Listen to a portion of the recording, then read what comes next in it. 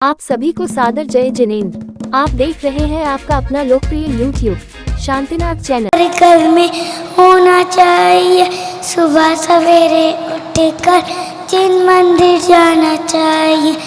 1 2 3 4 जैन धर्म की जय जयकार, ऐसी जय जयकार हर घर में होनी चाहिए। सुबह सवेरे उठकर जिन मंदिर जाना चाहिए। 5 6 7 8 जैन धर्म की ठाठ बार, ऐसी ठाठ बार हर घर में होनी चाहिए। सुबह सवेरे उठकर जिन मंदिर जाना चाहिए। 9 10 11 12 जैन धर्म बजे नगाड़ा, ऐसा नगाड़ा हर घर में बजना चाहिए। सुबह सवेरे उठकर जिन मंदिर जाना चाहिए। एक नव कार्य घर में होना चाहिए। सुबह सवेरे उठकर जिन मंदिर जाना चाहिए। पद को हमने ही पंथ बनाया, पद के ऊपर एक बिंदु लगाया। बिंदु में उलझे सिंधु भुलाया, इस पंथवाद ने हमें कहां तक पहुंचाया।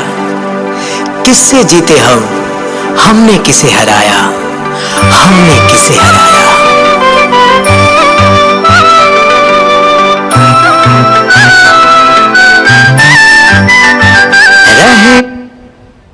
दिगंबर हम जैन हैं, कहो हम जैन हैं। रहे हम महावीर के ही बनकर, ना श्वेतांबर ना दिगंबर, हम जैन हैं, कहो हम जैन हैं। लेकर पुण्य का ये सागर जन्मे जैन कुल के अंदर, हम जैन हैं, कहो हम जैन हैं। धर्म से जैन है, कर्म से जैन है।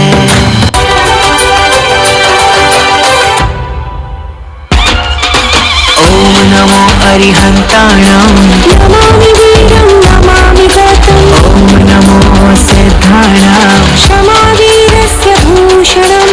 ओम नमो आयर्याणां, अहिंसा परमो धर्म। ओम नमो ओवज्झायाणां, जैन धर्मोस्तु मंगलम्। नमो लोए सब साहोणां, जैनम जयति शासनम्।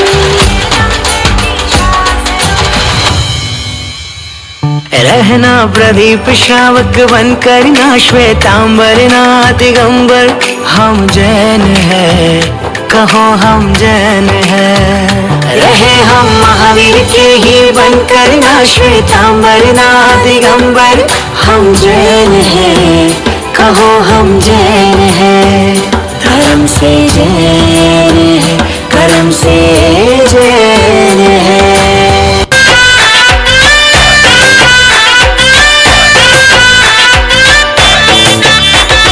त्रिशूला के लाल जन्मे कुंडलपुर ग्राम, भक्ति का मौसम छे। महावीरा मेरे पास रह जाओ मेरे साथ, भक्ति का मौसम चले। ओ त्रिशूला के लाल जन्मे कुंडलपुर ग्राम, भक्ति का मौसम छे। महावीरा मेरे पास रह जाओ मेरे साथ, भक्ति का मौसम चले। हो जाए मुझको अगर दर्श तेरा, तो पालूं मैं सारा जहां।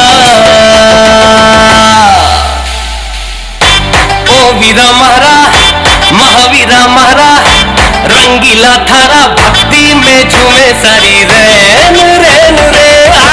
ओ वीरा महारा, महावीरा महारा, रंगीला थारा भक्ति में झूमे सारी रैन रे। बहुत ही सुंदर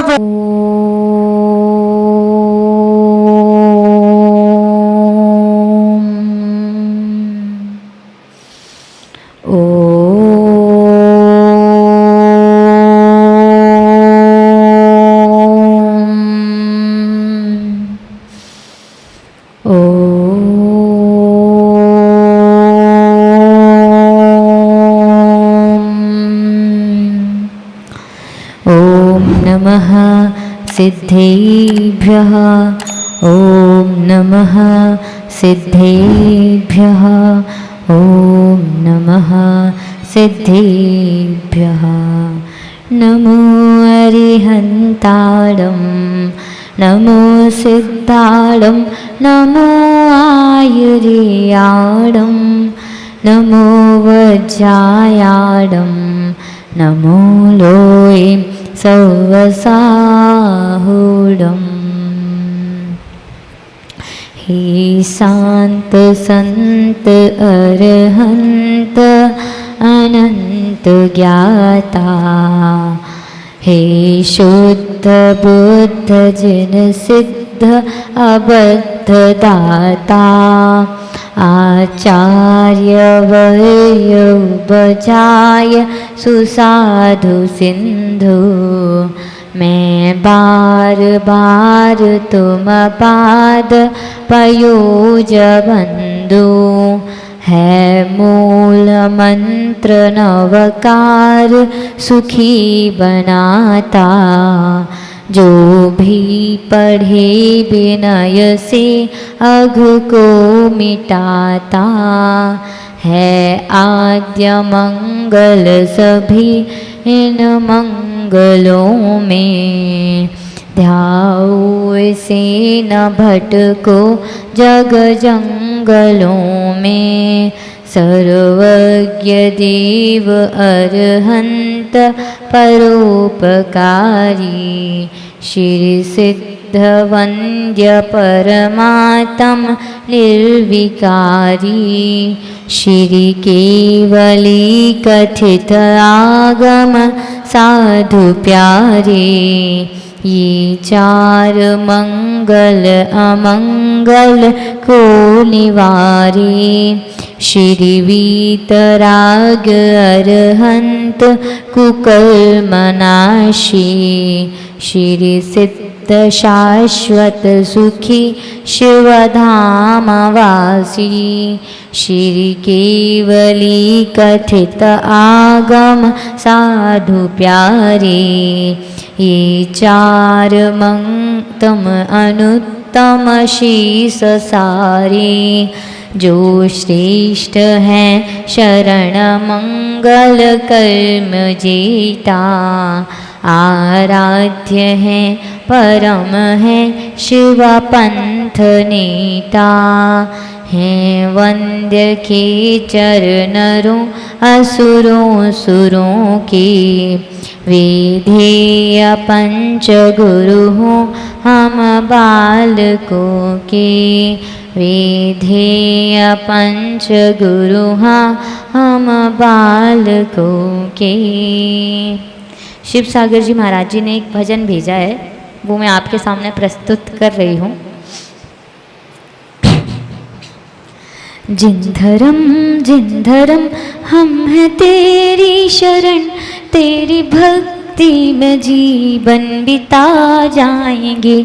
जिन धर्म ले लो अपनी शरण, तेरी पूजा में सब कुछ लुटा जाएंगे। जिन धर्म अर्घ क्या चीज़ है तेरी पूजा में, हम धन सब कुछ अपना चढ़ा जाएंगे। हाँ जिन धर्म हम तो तेरी शरण, तेरी भक्ति में जीवन बिता जाएंगे। हीर गुजरात से, माणिक महाराष्ट्र से, मोती बंगाल के, लाल पंजाब के, तेरी पूजा की थाली लाई है हम। रत्न हर रंग के आज चढ़ा जाएंगे। जिन धर्म ले लो अपनी शरण, तेरी पूजा में सब कुछ लुटा जाएंगे। प्रणिपत्य वर्धमानं प्रश्नोत्तर रत्नमालिकां वक्षे, नागनरामरवन्द्यं देवं देवाधिपं वीरं बोले आदि ब्रह्मा आदि जिनेश्वर देव आदि देवी खजट श्री आदिनाथ भगवान की, सूर्य नगर के मूल नायके खजट श्री शांतिनाथ भगवान की, संत श्रोमणी आचार्य गुरुवत्स्य 108 विद्यासागर जी महामुनि राज की, नूतनाचार्य परंपराचार्य श्री 108 समय सागर जी महामुनि राज की, आचार्य श्री ज्ञान सागर गे सागर जी महामुनि राज की, निर्यापक श्रमण मुनि पुंगव श्री 108 सुधा सागर जी महामुनि राज की, मुनि श्री 108 शिव सागर जी महाराज की, आरिका श्री 105 सुज्ञानमती माता जी की, आरिका श्री 105 दयामती माता जी की, समस्त आरिका मुनि संघ की। पहले जितनी अपनी गाथाएं हो गई हैं उनको एक बार उच्चारण कर लेते हैं पूरा। कः खलु नालंक्रियते दृष्टा द्रष्टार्थ साधन पटीयान् कंठस्थतया विमल प्रश्नोत्तर रत्नमालिकया, भगवन् किमुपादेयं गुरुवचनं हेमपि च किम कार्यं, को गुरुरधिगतो तत्त्वः सत्त्वहिताभ्युद्यतः सततं, त्वरितं किं कर्तव्यं विदुषां संसारसन्ततिच्छेदः, किं मोक्षतरोरबीजं सम्यक् ज्ञानं क्रियासहितं, किं पथ्यदनं धर्मः कः शुचिर्ः यस्य मानसं शुद्धं, कः पण्डितो विवेकी किं विषमबधिरता गुरवः, किं संसारे सारं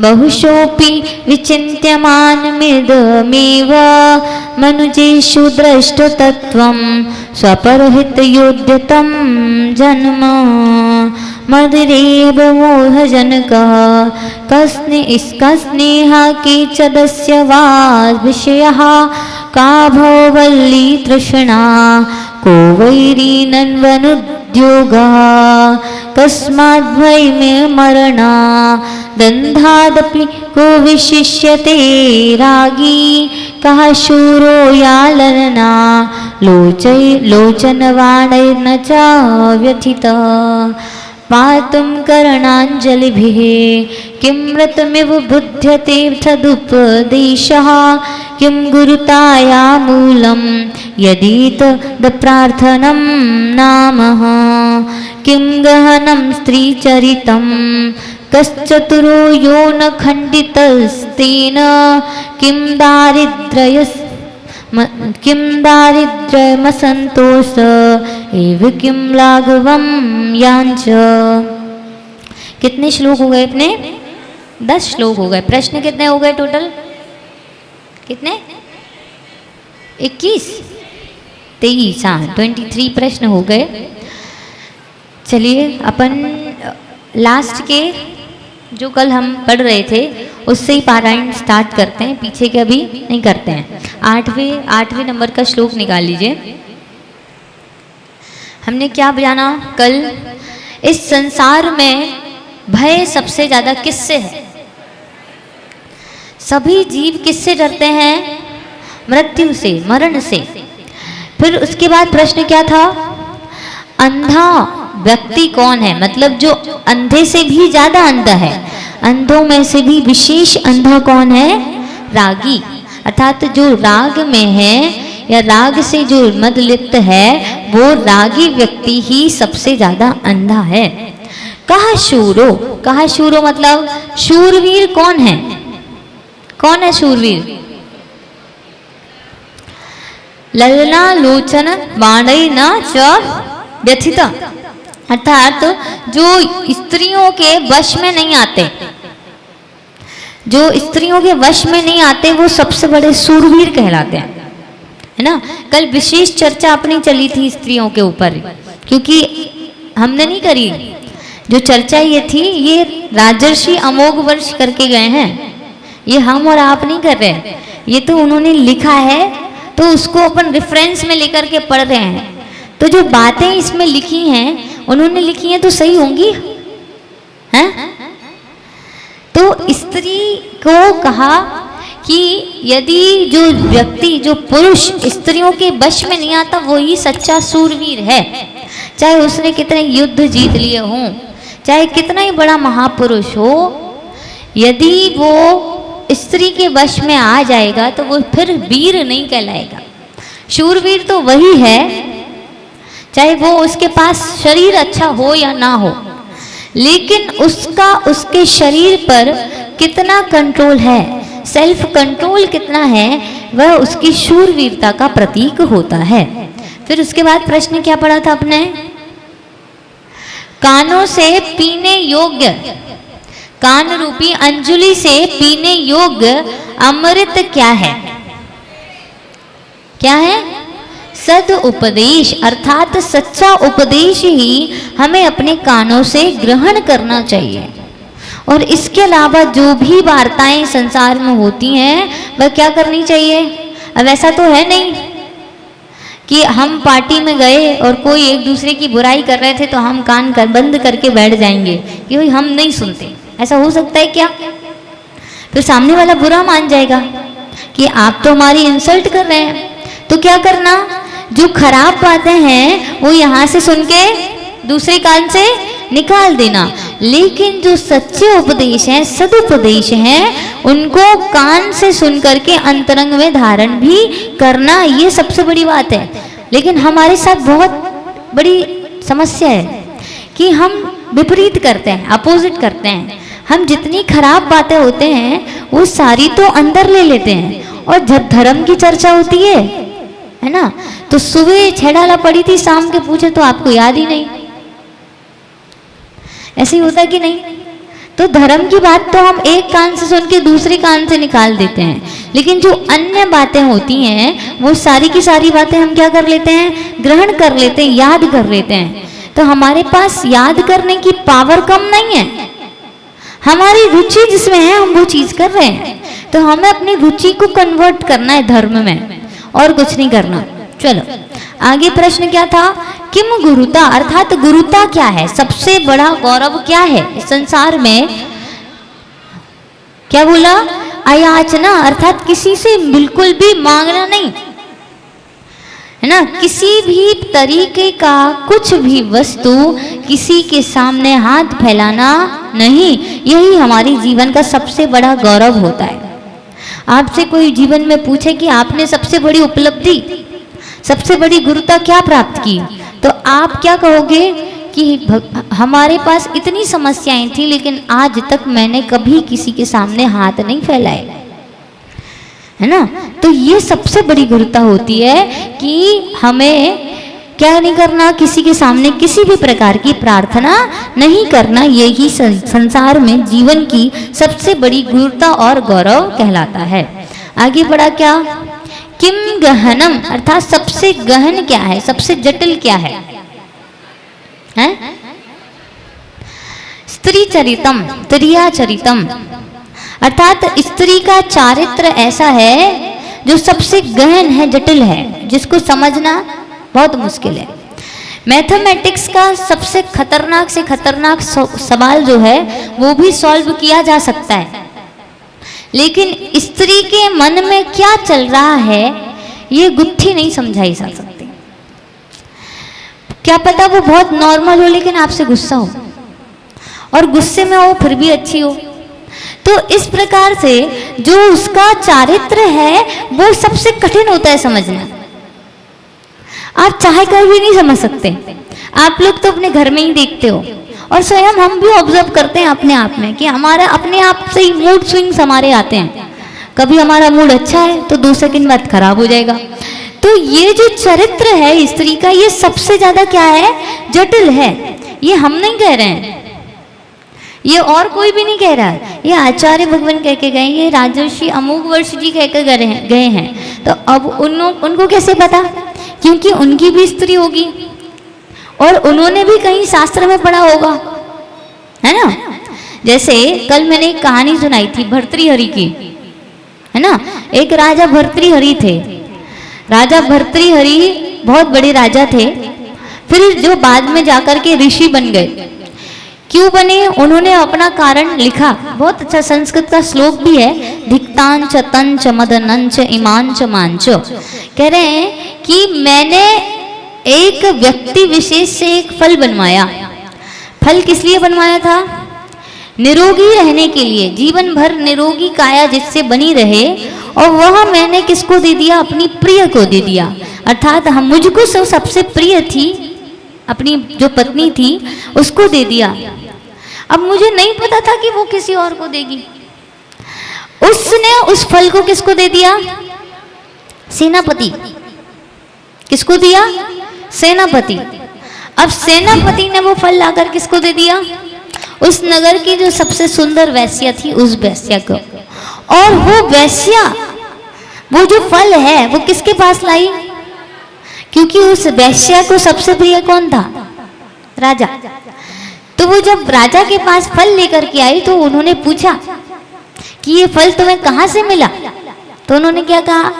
हमको सेनापति ने दिया। सेनापति ने कहा हमको रानी ने दिया। और ये देख करके उस राजा को वैराग्य आ गया कि इस संसार में जिसको मैंने सबसे ज्यादा प्रेम किया, सबसे ज्यादा मैंने सब कुछ अपना न्यौछावर कर दिया, वही आज मतलब उससे मेरा कोई भी संबंध अब नहीं रहा। तो इस तरीके से ये होता है स्त्री का चरित्र, जो हमें कभी भी समझ में नहीं आता। फिर उसके बाद प्रश्न क्या बोला? कहा चतुरो, अर्थात चतुर कौन है? चतुर मतलब चतुर क्या कहलाता है? अपन किसको बोलते हैं चतुर? अपन बोलते हैं ना तुम बहुत चंट हो, बहुत चतुर हो। चतुर मतलब बुद्धिमान, है ना, जो अपनी बुद्धि का सही प्रयोग करता है। तो कह रहा है सबसे बुद्धिमान इस संसार में कौन है? तो कह रहा है योना खंडितस्तेन, अर्थात उन स्त्रियों से जो खंडित नहीं होते। खंडित नहीं होते मतलब जिनसे ठगाए नहीं जाते, धोखे नहीं खाते वो किसी से, क्योंकि उनको पता है ये इनका कठिन है समझना, तो हमें ऐसी कठिन चीज में जाना ही नहीं। तो वो बढ़िया सरल सरल अपनी लाइफ में बढ़िया अच्छा अचीवमेंट करते हैं कोई, लेकिन इन सब चक्करों में वो नहीं फंसते। वो ही सबसे ज्यादा कौन होते हैं? चतुर होते हैं, बुद्धिमान होते हैं। फिर प्रश्न क्या था? किम दारिद्र्य, अर्थात सबसे ज्यादा दरिद्रता क्या है? संसार में दरिद्रता क्या है? असंतोष, अर्थात असंतोषी होना सबसे बड़ी दरिद्रता है। आपको कितना ही मिल जाए लेकिन फिर भी हम क्या मांगते रहते हैं। एक भजन भी है, मांगते ही रहते तुझसे सांझ सवेरे, हाथ ये फैले रहते सामने तेरे। ऐसे ही तो हम भी ऐसे ही करते हैं कि हमारे पास बहुत कुछ है लेकिन फिर भी हम भगवान के पास जाते हैं, अभी भगवान ये नहीं है, ये और दे दो, ये और दे दो, ये और दे दो। ऐसे मांगते मांगते ही हम हमेशा रहते हैं। तो यही सबसे बड़ी दरिद्रता है। जिस दिन हम मांगने की बजाय ये कहना चालू कर दें कि भगवान हमें जो भी मिला है बहुत अच्छा मिला है, उसके प्रति मैं क्या हूँ? बहुत थैंकफुल हूँ, बहुत ग्रेट, है ना, बहुत ग्रेटफुल हूँ कि मुझे ये सारी चीज़ें अपनी लाइफ में मिली जो बहुत सारे लोगों को नहीं मिलती। सोचो हमारे पास जो चीज़ें हैं, आप लोग कभी, अच्छा कंपैरिजन समझ में आता है? कंपैरिजन क्या कहलाता है? तुलना करना। आपने कभी अपनी तुलना किसी और से की है? दीदी कैसी बात करते हो, तो डेली करते हैं। कैसी तुलना करते हैं? इसके कपड़े मेरे से ज़्यादा अच्छे लग रहे हैं। अच्छा आपने कहाँ से लिया था? ये करते हैं कि नहीं करते हैं? तो कह रहे ये कंपैरिजन तो हर व्यक्ति करता है।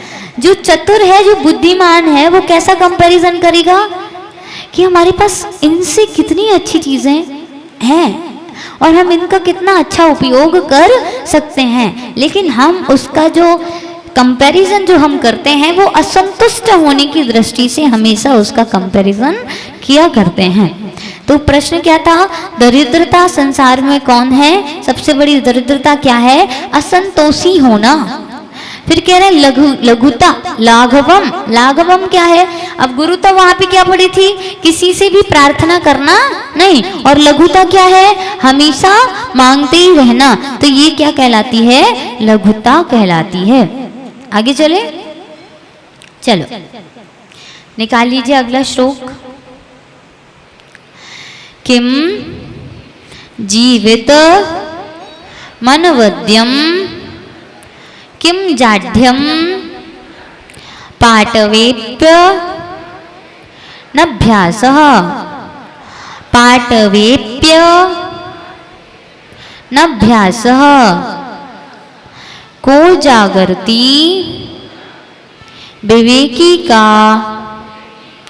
निद्रा मूढ़ता जंतुः। चलिए पढ़ते हैं। किम जीवितमनवद्यम्, किम जीवितमनवद्यम्, किम जाढ्यं पाटवीप्यनभ्यासः,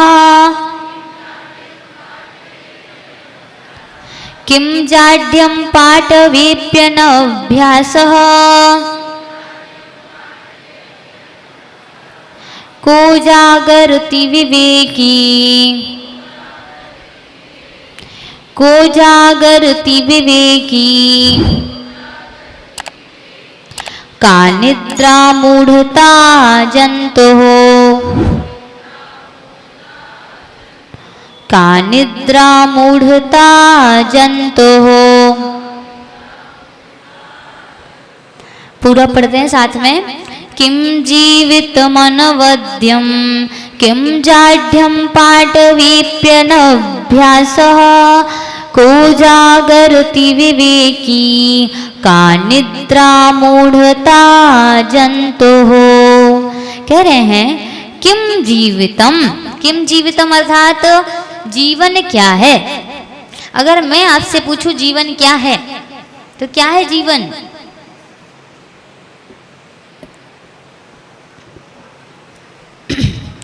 संसार में, संसार तो अपन ने पढ़ लिया, संसार का सार अलग है। जीवन क्या है? अच्छा, इसको अच्छे तरीके से पूछूं, जीवन जीना क्या है? हमको कैसे जीवन जीना चाहिए?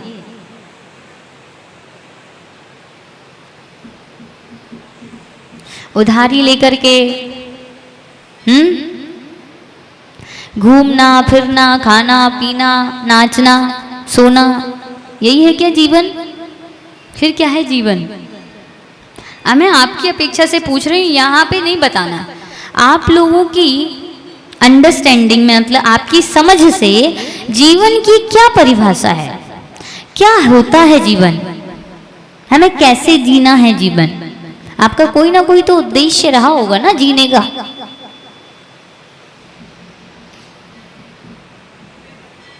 नींद आ रही है क्या?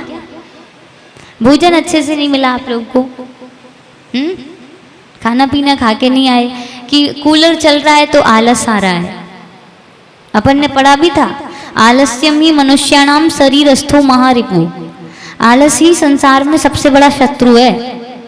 तो आप अपने शत्रु के साथ बैठे हो अभी, ऐसा लग रहा है मुझे। बताइए जीवन क्या है? वो दादी बता रही हैं पीछे। हाँ, क्या? शांति एवं संतोष पूर्वक जीना जीवन कहलाता है। सही है। और हाँ बताइए भैया।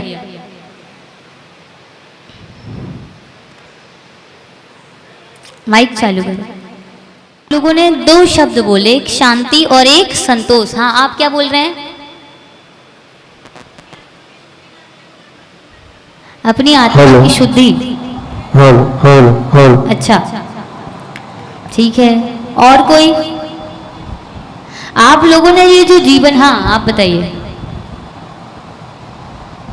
पापों से रहित, व्यसनों से रहित, और मन को शुद्ध करके अपने मन शुद्ध होना चाहिए। हाँ सही है। अच्छा, आप लोग ये जो डेफिनेशन बता रहे हो, हमने ये पूछा था कि आपको अपने अकॉर्डिंग बताना है, आप जो जीते हो। नहीं है आपकी लाइफ में कोई, ऐसा हो ही नहीं सकता। एक भी व्यक्ति यहाँ पे बैठा हुआ ये बोल दे कि दीदी हमारा जीवन सबसे शांत है, हमको कोई कलेश नहीं है। एनीबडी? नहीं। तो जीवन जीना और शांतिपूर्ण जीना बहुत अंतर है। यहाँ पे जीवितम किम कहा, जीवन क्या है, उसका उत्तर लिखा है अनवद्यम। क्या लिखा? अनवद्यम। अनवद्यम मतलब क्या होता है? जैसे बद्यताएं होती है ना, ठक ठक ठक ठक ठक जो वाद्य यंत्र होते हैं, है ना, तो वो क्या होते हैं, बजते रहते हैं, बजते ही रहते हैं।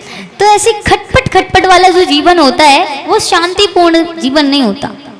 यहाँ पे उस अनुवद्यम का मीनिंग जो बताया है वो बताया निर्दोष पूर्ण जीवन जीना। निर्दोष पूर्ण कैसे? किसी भी प्रकार का दोष हमारे जीवन में नहीं होना ही सबसे अच्छा जीना कहलाता है। जैसे मान लो हम समाज के बहुत प्रतिष्ठित व्यक्ति हैं और हमारे ऊपर हमारे कर्म का ऐसा उदय आया कि कोई कार्य ऐसा हो गया या किसी ने हम पे इल्जाम लगा दिया और हमारा पूरी समाज में क्या हो गया, अपमान हो गया। तो वह व्यक्ति, उसके पास सब होने के बाद भी वो जीवित होते हुए भी मरण जैसा है ना। जब वो संसार में लोग जिसका अच्छा रिस्पेक्ट होता है, जब किसी का अपमान समाज में होता है, उस अपमान से बड़ा दुख कोई भी इस संसार में नहीं है।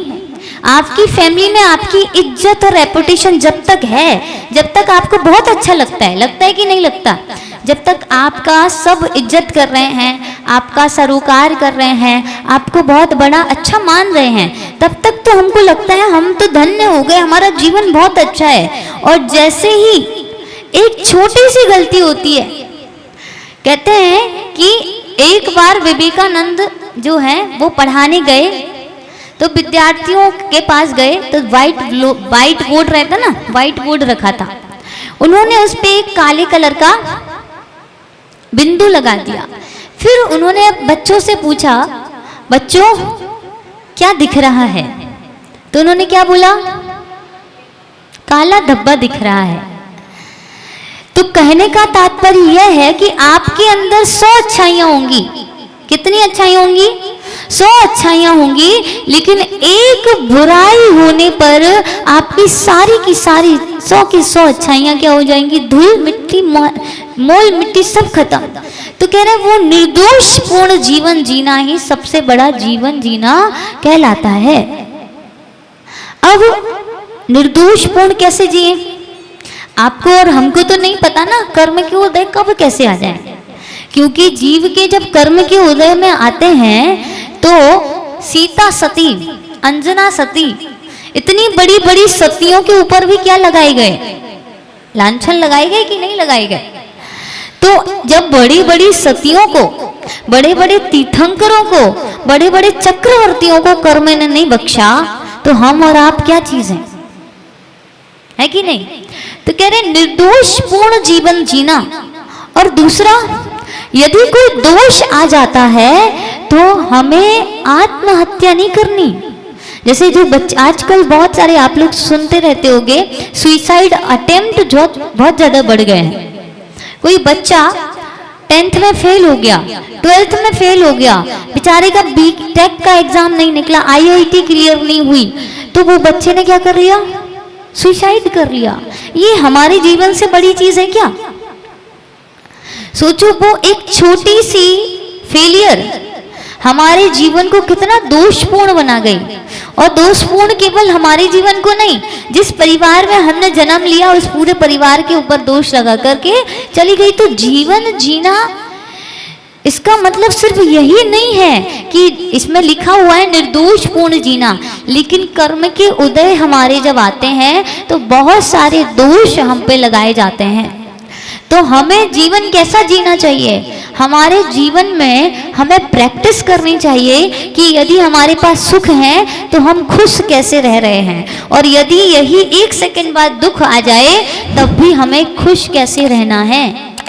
सोचो कितनी बड़ी बड़ी पॉइंट्स ये जो है आचार्य भगवान अपन को दे करके गए। अपन इतनी बड़ी बड़ी बातें सुनने के लिए बड़े बड़े सेमिनार हॉल्स में जाते हैं, मोटिवेशनल स्पीकर्स के पास। वो भी क्या बोलते हैं? यही बोलते हैं ना, बस उनकी जो लैंग्वेज होती है वो पर्टिकुलरली आपके लाइफ से रिलेटेड होती है, यहाँ पे शास्त्र से रिलेटेड है। तो कह रहे हैं कि जीवन जो है उस जीवन को निर्दोष पूर्ण जीना है, परंतु उसके साथ में हम अपने जीवन में सुख की जितनी तैयारी करते हैं उतनी ही तैयारी क्या अपने दुख की भी करते हैं। मान लो अभी आपके पास 56 भोग है भोजन करने के लिए, कल के दिन आपके पास सूखी रोटी रहेगी तो क्या जितनी खुशी से आप 56 भोग भोग रहे हैं उतनी खुशी से एक रोटी भोगोगे? बताइए, भोग लेंगे क्या? नहीं, ये पॉसिबल ही नहीं है, क्योंकि हमने प्रैक्टिस ही नहीं की। अभी हमारे पास परिवार में सब लोग हैं, कभी अगर मान लो आपको अकेला रहना पड़ जाए तो क्या आपकी तैयारी है? अभी खाना बना बनाया मिल रहा है, कभी के दिन खाना खुद बना के बनाना पड़ेगा, तो क्या जितनी खुशी से आप खुद भोजन करते हो बना बनाया, क्या बना करके खाने में भी उतनी खुशी होगी? नॉट पॉसिबल, पॉसिबल ही नहीं है। क्यों नहीं है? बिकॉज हम उसकी तैयारी कर ही नहीं रहे हैं, हम उसके लिए प्रिपेयर हैं ही नहीं। जैसे हम सभी चीज़ों की तैयारियां पहले से करते हैं कि नहीं करते हैं? दिवाली आती है तो तैयारियां करते हैं, पर्युषण पर्व आते हैं तो तैयारियां करते हैं, कोई मुनिराज नगर में आते हैं तो तैयारियां करते हैं, शिविर जब लगना था तो 2 महीने पहले से तैयारियां करना ही चालू कर दी। तो क्या आपने अपनी लाइफ में ऐसी प्रिपरेशन की है, ऐसी तैयारी की है कि अभी हमारे सुख के दिन है, जब कभी अगर हमारे दुख के दिन आएंगे तो जैसा चेहरा हमारा अभी है वैसे ही जो हमारे फेस का जो है, जैसे हाव भाव अभी है, जैसे खुश हम अभी हैं, तब भी क्या उतने ही खुश होंगे? नहीं। तो जीवन जीना केवल ऐसे ही जीना नहीं कि उठे, खाया पिया, मंदिर गए, दर्शन करे और सो गए।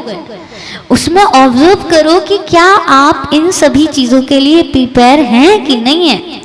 हम आजकल प्रीपेड रिचार्ज कर लेते हैं, 1-1 महीने पहले से रिचार्ज डलवा लेते हैं, लेकिन हम अपनी लाइफ को कैसे मेंटेन करना है, कैसे उसको जीना है, इसकी तैयारी नहीं करते। तो यार राजर्षि अमोघवर्ष यही बता करके गए हैं कि निर्दोष पूर्ण जीना ही जीवन जीना कहलाता है, अर्थात किसी भी प्रकार का दोष नहीं।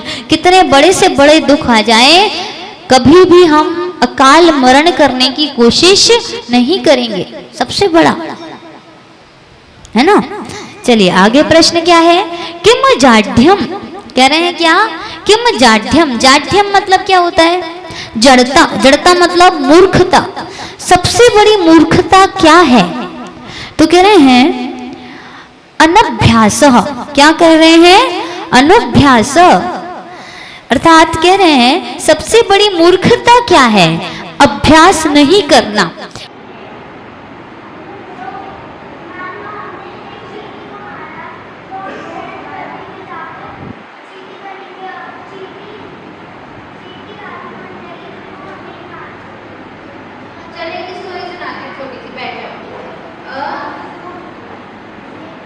एक राजा होते, पहले के टाइम में राजा होते थे ना, हाँ, तो वो राजा जो होते हैं ना, वो भगवान का समोशरण लगा था, तो वो भगवान जी के समोशरण के दर्शन करने जा रहे थे अपने हाथी पर बैठ। पर एक मेंढक होता है, उसको भी पता चलता है कि भगवान का समोशरण लगा हुआ है।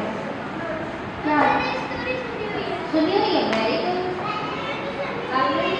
ठीक है, आपने नहीं सुनी ना, इसलिए सुन लो, ठीक है। हाँ, तो वो जो मेंढक होता है ना, वो एक कमल का जो फ्लावर होता है या लोटस, उसकी पंखुड़ी को मुंह में दबा के, क्योंकि जब भी हम भगवान के पास जाते हैं, त्रिलोकीनाथ के पास जाते हैं, अपने से बड़े के पास जाते हैं, तो खाली हाथ नहीं जाया जाता है। मंदिर भी आते तो खाली हाथ नहीं आते, हम क्या लेके आते हैं? अष्टद्रव्य, ठीक है। तो वो क्या, वो फूल की पंखुड़ी को मुंह में दबा के जाया था। मेंढक कितना छोटा सा होता है और हाथी कितना बड़ा होता है, नहीं होता है ना। तो जब वो जो मेंढक होता है वो दर्शन करने जाते हैं और राजा भी उसी टाइम निकल रहे होते हैं, तो राजा जो होते जिस हाथी पर बैठे रहते, उस हाथी के पैर के नीचे वो मेंढक आके मर जाता है। पर उसके भाव कैसे होते हैं? उसके भाव होते हैं कि भगवान का समोशरण लगा है, समोशरण के दर्शन करने जाने से उसके भाव शुभ भाव होते हैं, अच्छे भाव होते हैं। तो जो कौन होता है?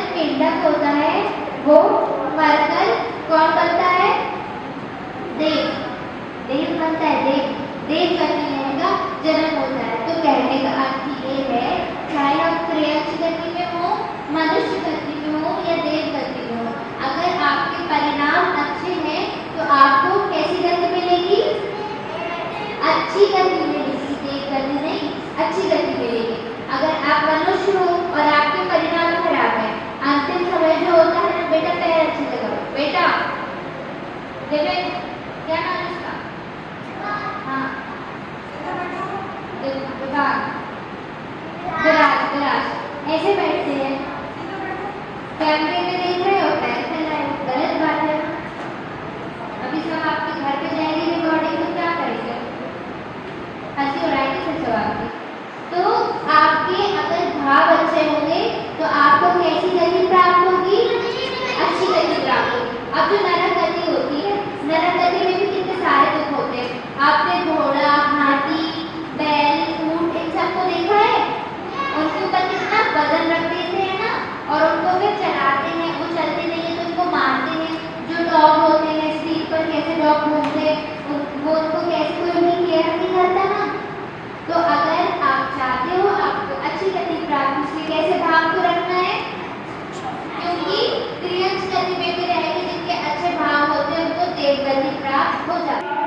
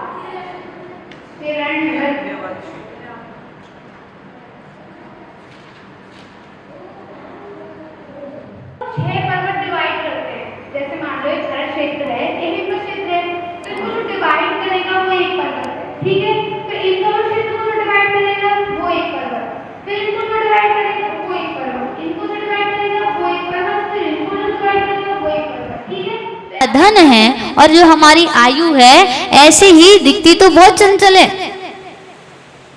जवानी जब आती है तो हम बड़े सुंदर दिखते हैं, लेकिन कैसी होती है जवानी?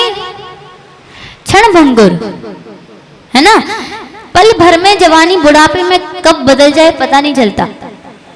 धन एक पल पहले, मैं अभी बता रही थी, एक पल पहले ही रोडपति करोड़पति हुआ, फिर करोड़पति रोडपति हो गया। तो धन का कोई भी स्थान स्थिर नहीं है। धन कभी किसी का सगा नहीं हुआ, है ना। धन कभी किसी का भी सगा नहीं हुआ, ना किसी के पास हमेशा रहने वाला है। जो लक्ष्मी होती है, जो धन होता है, जो शास्त्रों में जब श्लोक पढ़ते हैं तो लक्ष्मी जो है वो कैसी कहीं अस्थिर कहीं, वो कभी भी किसी के पास भी स्थिर रहती ही नहीं है। ये कैसी होती है? गमन करने वाली होती है। आज तुम्हारे पास है, कल उसके पास होगी, कल उसके पास होगी, कल उसके पास होगी। तो ऐसा ही जो धन पैसा होता है, यह भी कैसा होता है? स्थिर नहीं है हमारे पास। हम ये सोचें कि आज हमारे पास सैकड़ों करोड़ों रुपए हमारे पास हैं और ये हमेशा हमारे पास रहेंगे, तो ये कदापि नहीं हो सकता। मैंने सुबह ही आपको बताया था कि लोभ में जब जीव के पास धन समाज गजवाज राज तो काज ना आवे, अर्थात बड़े बड़े लोगों के धन रखे के रखे रह जाते हैं। लोग सोने के दांत लगवाते हैं, फिर वो सोने का दांत कहाँ मिलता है? नरक चाहता है क्या उनके साथ? या फिर त्रियंश वो बना तो उसके साथ में चला गया। कहाँ मिलता है वो? शमशान घाट पे मिलता है। जब वो आदमी जल जाता है तो वो सोने का दांत भी वहीं रह जाता है। इवन आप अपनी सोने की किडनियां भी करा लोगे ना, किडनी पे भी सोने का पॉलिश करा लोगे तो वो किडनी भी साथ नहीं जाने वाली। तो कह रहे हैं धन, यौवन और आयु, इन तीनों का तीनों कैसी हैं? जल के बिंदु के समान। कौन से? जैसे उस कमल के ऊपर वो जल का बिंदु जो दिख रहा है बाहर से बहुत चमकदार, पास जाते ही साथ बबल गम के जैसे फूट जाता है, वैसे ये जीवन, यौवन और धन, ये तीनों के तीनों कैसे होते हैं? जल के बिंदु के समान क्षण भंगुर होते हैं, कब ये नष्ट हो जाएं किसी को भी पता नहीं है। इसका कोई भी हमारे पास कंफर्मेशन टाइम नहीं रहता कि ये हमारे साथ इतने समय तक रहेगा। जब तक आपका पुण्य है, जब तक आपकी आयु है, ऐसी ही आयु होती है। आयु जब जिस जीव की आती है तो वो आयु आने के बाद एक सेकंड भी नहीं रुकता, चाहे उसका कितना इंपॉर्टेंट से इंपॉर्टेंट काम क्यों ना पड़ा हो। यहाँ पे यमराज वाली काम नहीं है कि अपन ने उनसे बोला भैया देखो अभी बंटवारा रह गया है, 10 दिन बाद आना, अभी कोर्ट में हमारी पेशी चल रही है। तो क्या आपकी आयु आपकी बात मान लेती है? आयु जिस वक्त आती है उस वक्त आपको कोई भी मंत्र तंत्र से ना बहु संपत्ति, अर्थात मंत्र कोई भी तंत्र आपकी आयु को वापस नहीं ला सकता। धन को ऐसी, धन भी ऐसी होता है आय स्थिर, और यौवन भी। एक बार जवानी चली जाती है तो आप कितने ही ब्यूटी पार्लर चले जाना, आपकी स्किन को तो वो गोरा कर देंगे, लेकिन जो आपकी जवानी वाली आयु गई है वो वापस आने वाली नहीं है। आप कितने ट्राई कर लेना। अच्छा, आप लोग तो करते भी होंगे, जब हम शादियों में जाते हैं तो बड़े अच्छे तैयार होके जाते हैं, लोग फिर कॉम्प्लीमेंट करते हैं, आप तो 60 की लगती ही नहीं हो, अब तो 40 जैसे लग रहे हो। अच्छा, आपकी एज क्या है? किसी ने कहा 60, अरे आप तो लग ही नहीं रहे हो 60 जैसे। तो क्या ये कहने से आपकी आयु 40 वर्ष हो गई? नहीं हुई ना। तो ऐसे ही जो यौवन, धन और आयु, ये तीनों ही कैसे हैं? उस पानी की बूंद के समान है कि एक बार हाथ रखाने बबल गम की तरफ फूट जाएंगे। ठीक है, चलो, एक बार धन गया सो गया, एक बार आयु गई सो गई, और एक बार यौवन गया तो वो वापस आने वाला नहीं है। आप कितने ट्रीटमेंट करा लेना, कितने लाखों करोड़ों रुपए खर्च कर देना, लेकिन जैसी हड्डियां आपकी पहली थी वो अब वापस नहीं मिलेंगी। आप फेस की सर्जरी करवा सकते हो, आप अपनी झुर्रियां सही करवा सकते हो, लेकिन जो आयु आपकी बीत गई है वो वापस आने वाली नहीं है। चलिए आगे कह रहे हैं, के शशधर कर निकरा। के मतलब कौन? कहा का ही जो शब्द रूप है बहुवचन में, कहा का मतलब क्या था? कौन। और किम का मतलब क्या था? क्या। यहाँ पे के शब्द है, के मतलब कौन। बहुत सारे लोगों में से यहाँ पे बात कर रहे हैं कौन। शशधर, शशधर मतलब शशिधर, अर्थात जो रात्रि में, रात्रि का जो अधिपति है कौन है? चंद्रमा है ना। रात का स्वामी कौन है और दिन का स्वामी? सूर्य। तो कह रहे हैं के शशधर, अर्थात रात्रि में जो सबसे बड़ा स्वामी है चंद्रमा, उसके कर मतलब क्या होता है? कर मतलब होते हैं हाथ। मतलब जो चंद्रमा के करों से निकलने वाली निकरा, निकरा मतलब जो चंद्रमा से क्या निकलती है? शीतलता निकलती है कि नहीं। जैसे सूर्य जो है, आजकल जो दिल्ली में यहाँ पे बहुत गर्मी पड़ रही है, सूर्य ऐसी बरसात कर रहा है किसकी? अग्नि की, कि बाहर 1 मिनट के लिए निकले तो ऐसा लगता है कि कहीं नरक के पहले नरक में घूम रहे हूँ, इतनी गर्मी है, इतनी गर्मी। तो कह रहे हैं जैसे दिन में सूर्य अपनी ऊष्मा निकालता है, वैसे ही रात में जो चंद्रमा होता है वो शीतलता फेंकता है। रात में कभी गर्मी इतनी नहीं होती, रात में जो दिन भर की गर्मी है वो शांत होती है, क्योंकि चंद्रमा की जो शीतलता है वो हमको ठंडक देती है, और जो सूर्य होता है वो गर्म होता है, तो वो हमको गर्मी देता है। तो कह रहे हैं कि शशधर कर निकरा, कि ऐसे कौन है जो हमें चंद्रमा की समान शीतलता देते हैं। मतलब अच्छा, जैसे चंद्रमा को देख करके सुकून मिलता है ना, कभी कभी बहुत अच्छा लगता है चंद्रमा। आप लोग कभी है ना अपने घर की छतों पर बैठना, जिस दिन चंद्रमा पूरा हो, और एक बार देखना, उसको देख के बहुत आनंद आता है, उसको देख करके शीतलता मिलती है। तो कह रहे हैं, और यदि मैं ऐसे उल्टा कर दूं, मैं कहूं कि जा करके सूरज की धूप में बैठ जाना 12 बजे और फिर देखना चंद्रमा, सूर्य कितना सुंदर लगता है, तो आप क्या कर पाओगे? हाँ,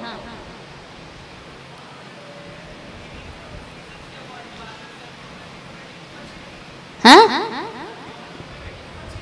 हाँ, लेकिन फिर भी अधिक नहीं लग सकती। आप ठंडियों में भी यदि धूप में बैठोगे तो 10 घंटे से ज्यादा नहीं बैठ सकते, और यदि रात की बात कर दें तो आप पूरी रात आसमान के नीचे बैठ करके निकाल सकते हैं। तो यहाँ पे सीजन्स की बात नहीं चल रही है, यहाँ पे सिर्फ उन दो पर्टिकुलर चीज की बात चल रही है कि सूरज गर्मी देता है और चंद्रमा शीतलता देता है। क्योंकि हमें उसी के ऊपर चर्चा करनी है कि चंद्रमा जो शीतलता देता है, ऐसी शीतलता देने वाले कौन है ना। जैसे चंद्रमा हमको शीतलता, अब चंद्रमा तो सबके पास है नहीं, चंद्रमा तो ऊपर है, तो ऐसे कोई होंगे इस संसार में जो चंद्रमा की तरह शीतल हैं।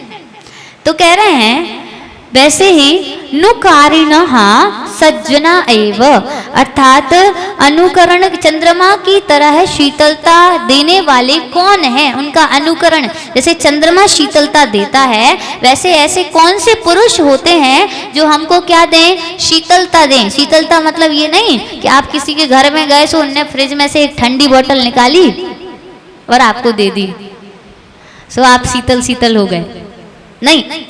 मतलब सुकूनदायक ऐसा कौन है, तो कह रहे हैं सज्जना एव, अर्थात जो सज्जन पुरुष होते हैं वह सबसे ज्यादा शीतलता देते हैं। अपन गुरु जी की बात कर लेते हैं या मुनियों की बात कर लेते हैं या हम अपने भगवान की बात कर लेते हैं सज्जन पुरुषों में। अच्छा, आप जब घर में बहुत परेशान हो जाते हैं तो हम जब माता जी महाराज जी लोगों के पास जाते हैं तो उनके पास जाकर के ही आधी समस्या तो सॉल्व हो जाती है उनको देख के। तो हुई ना चंद्रमा वाली बात कि दिन भर की धूप से थका हारा व्यक्ति जब चंद्रमा को देखता है तो कैसा लगता है, उसको सुकून मिलता है। वैसे ही इस धरती में जो सज्जन पुरुष होते हैं, सज्जन पुरुष किसको कहते हैं, जो हमेशा सत कार्यों में रत होते हैं। सत कार्य रता इति सज्जना, अर्थात जो सत कार्यों में हमेशा लवलीन रहते हैं वो सज्जन हैं। और ऐसे सज्जनों का सामीप्य हमको कैसा लगता है, जैसे चंद्रमा का सामीप्य पाकर के, चंद्रमा को अपने पास देख करके हमको शीतलता समझ में आती है, वैसे ही सज्जन पुरुषों का सामीप्य जो होता है, जब सज्जन लोग बात करते हैं, सज्जन लोग कोई काम करते हैं, उनको देख करके हमको क्या लगती है, शीतलता मिलती है कि नहीं मिलती है। जैसे हमारे जो भी गुरु हैं, हम लोग जब बहुत परेशान हो जाते हैं तो हम लोग कुछ नहीं करते। अब गुरु जी के पास तो हमेशा जाना हमारा नहीं हो पाता, क्योंकि हम लोग हॉस्टल में रहते हैं,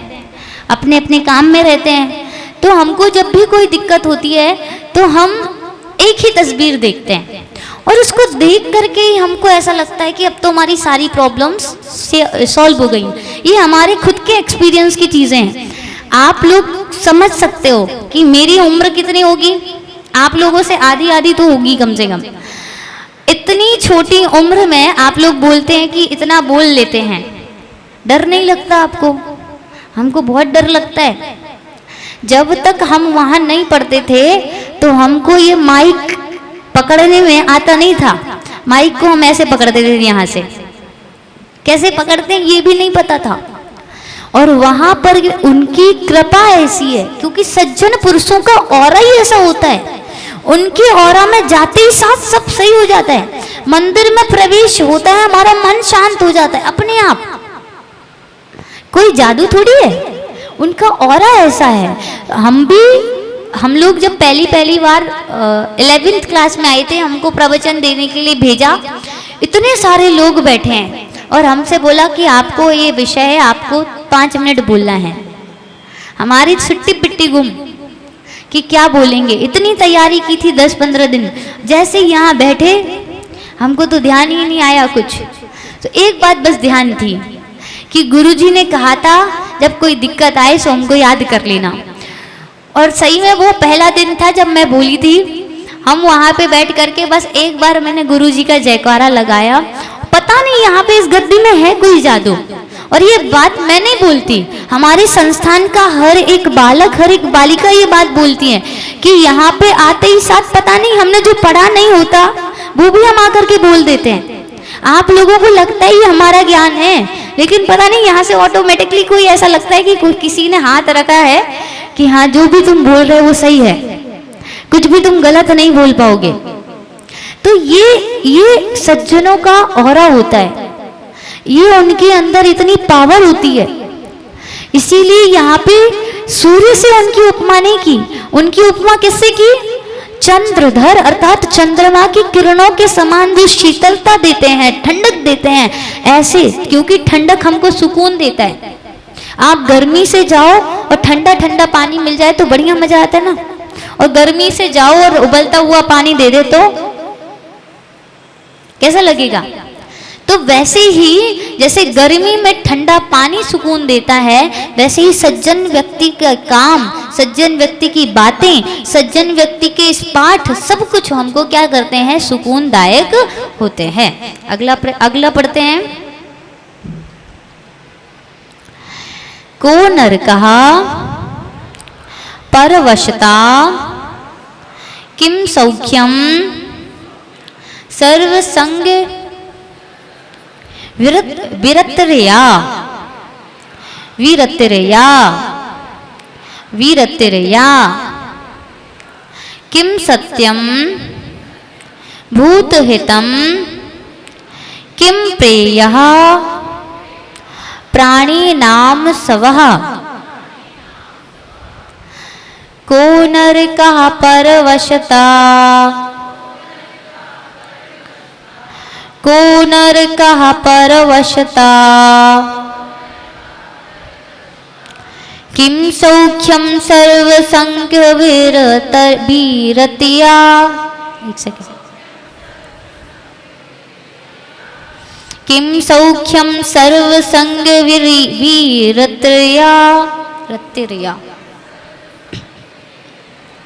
वीरतया है ना। किम सौख्यम सर्वसंग वीरतया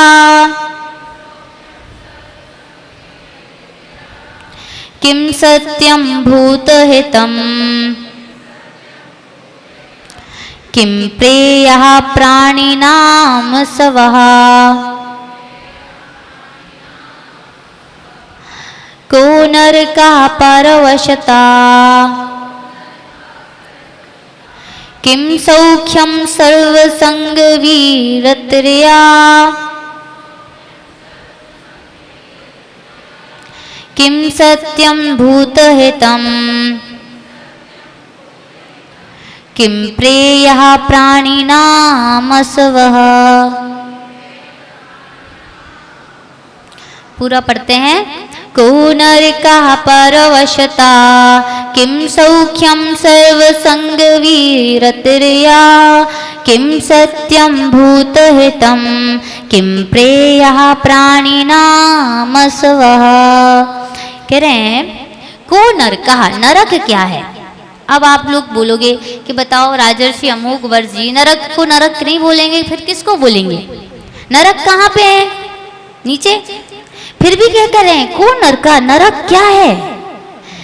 तो कहा परवशता अर्थात किसी दूसरे के पराधीनता में रहना नरक लोक से कम नहीं है। आप एक जीवन जीते हो स्वाधीनतापूर्ण। कैसा?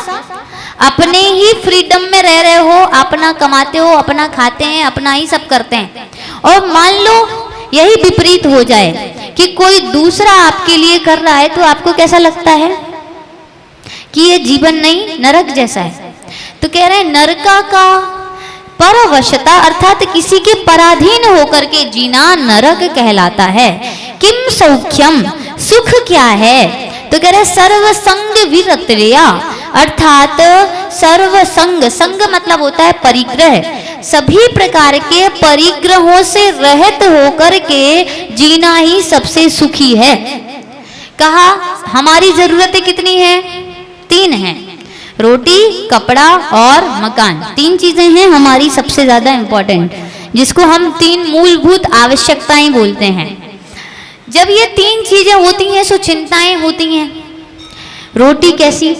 अब रोटी में भी हमें लग्जरी रोटी चाहिए, मल्टीग्रेन के आटे की। कपड़ा भी हमें हाईली ब्रांडेड कपड़ा चाहिए। मकान भी हमारा कैसा होना चाहिए? अच्छा। तो हमारे पास जब तक ये 3 चीजें रहती हैं तब तक हम इन्हीं चीजों के अंतर्गत घूमते रहते हैं। कह रहे हैं सुखी नहीं हो पाते। सुखी क्यों नहीं हो पा रहे? क्योंकि ये हमें चीजें अच्छी लगती ही नहीं है। पूर्ण ही नहीं हो रही कभी। तो कह रहे हैं सौख्यम किम, सुख क्या है, सर्व संग विरतरिया, अर्थात सभी परिग्रहों से निर्मुक्त होना सबसे ज्यादा सुख है। सबसे ज्यादा सुखी इस संसार में कौन है? मुनि, क्योंकि उनके पास ना तो घर है, ना कपड़ा है, ना रोटी है, ना मकान है ना। रोटी भी उनको खुद नहीं बनाना पड़ता, उनके लिए बहुत सारे लोग बुलाने जाते हैं, मना के खिलाते हैं अपन महाराज जी को। तो कह रहे हैं ऐसे जो है सबसे सुखी जीवन यही है। किम सत्यम, सत्य क्या है? तो कह रहे भूत हितम। भूत हितम मतलब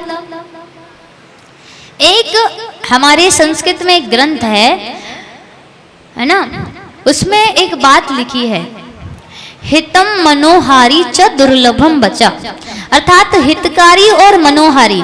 मतलब जैसे मान लो आपके लिए जो हितकारी है, हो सकता है आपको वो शब्द अच्छे नहीं लगे, है ना।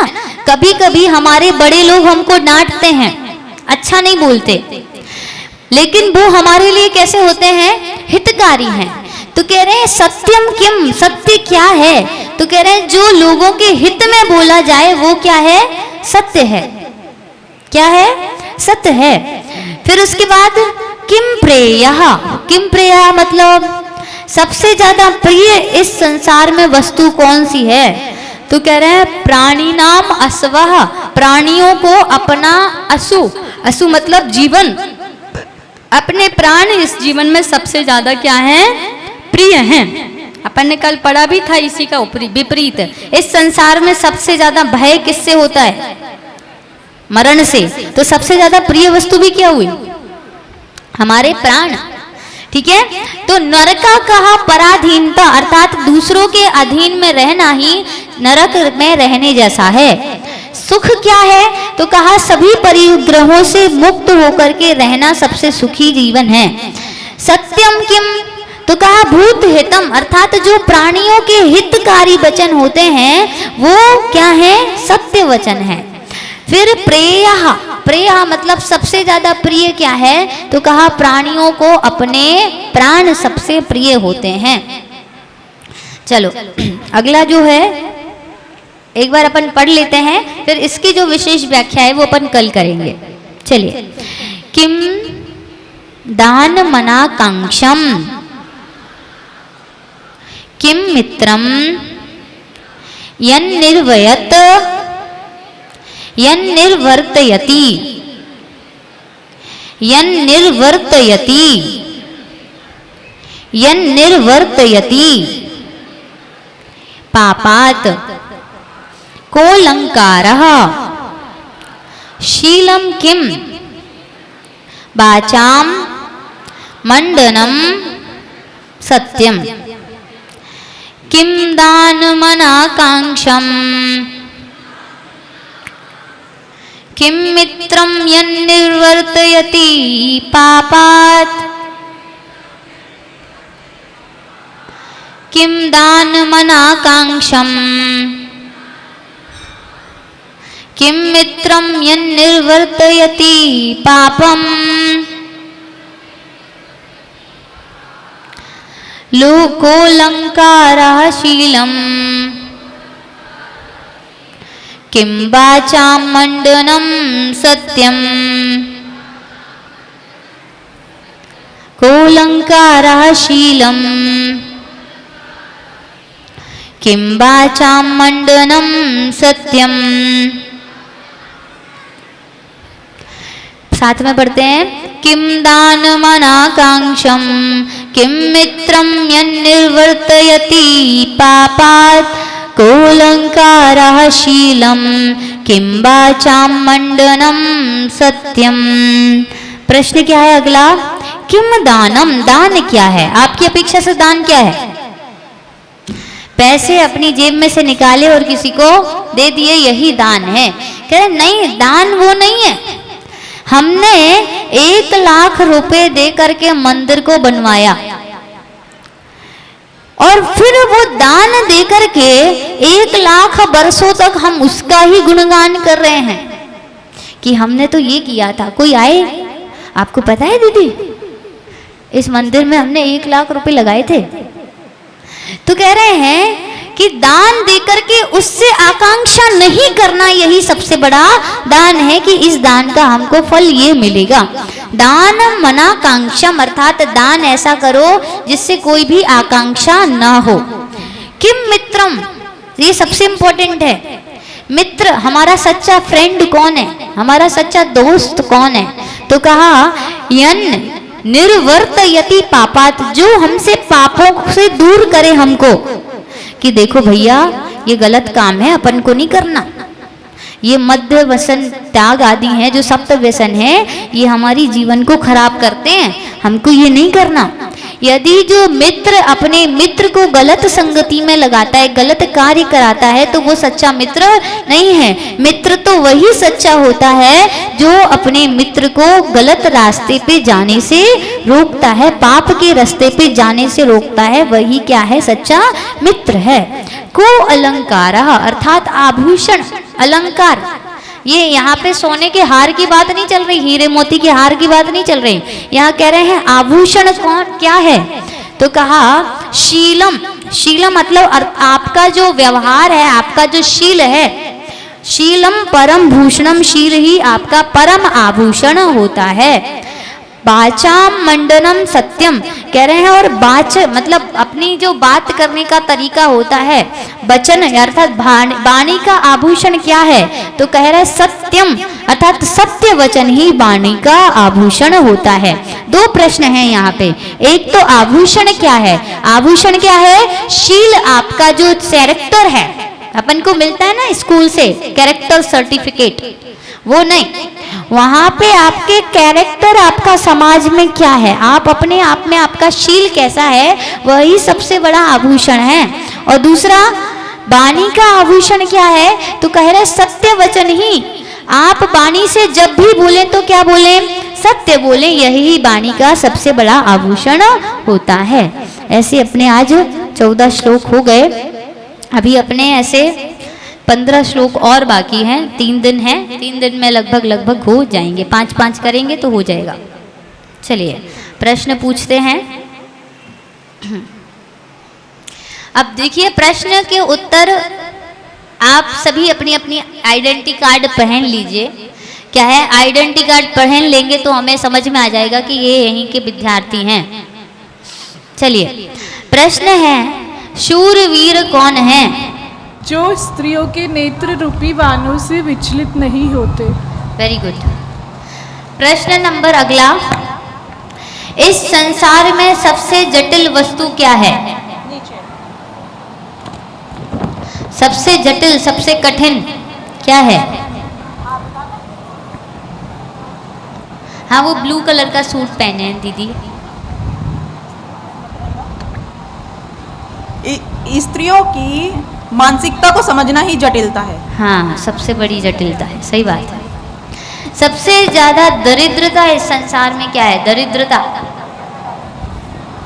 हाँ, ये सेकंड नंबर पे है भाभी, आगे रेड सूट में।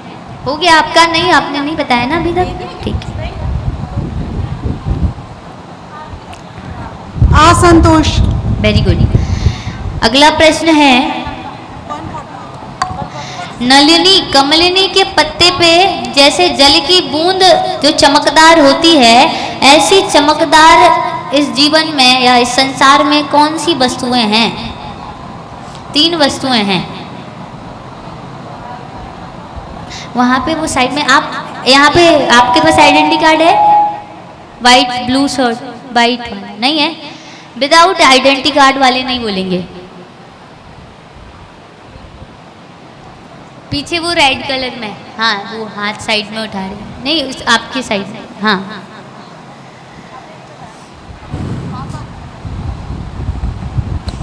यौवन, धन और जीवन।